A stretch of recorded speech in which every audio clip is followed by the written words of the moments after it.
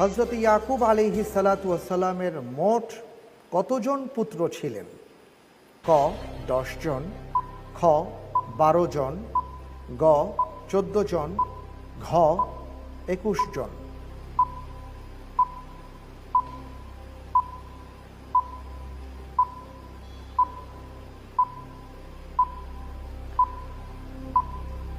সময় আস্তে আস্তে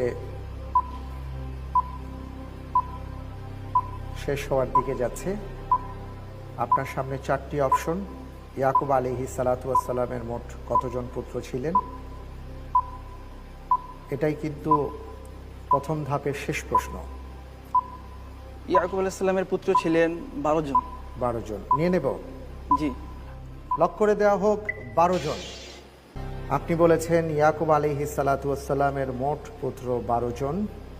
আমরা স্ক্রিনে দেখতে পাচ্ছি ইয়াকুব আলাইহিস সালাতু ওয়াস সালামের মোট পুত্র ছিলেন 12 জন। আলহামদুলিল্লাহ। আলহামদুলিল্লাহ।